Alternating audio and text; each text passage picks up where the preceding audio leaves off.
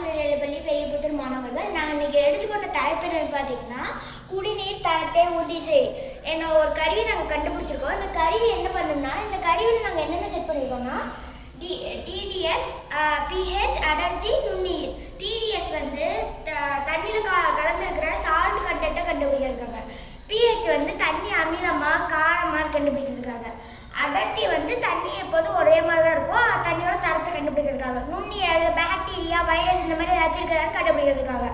இதே நாளே சேர்ந்து நம்ம ஒரு கருவியாக கண்டுபிடிச்சிருக்கோம். நம்ம மாநகராட்சியிலேயும் ஊராட்சியிலேருந்து நமக்கு நீர் அனுப்புகிறாங்க, அது சுத்திகரிச்சு பண்ணி தான் அனுப்புகிறாங்க. இப்போ பைப் வழியும் நமக்கு வருது.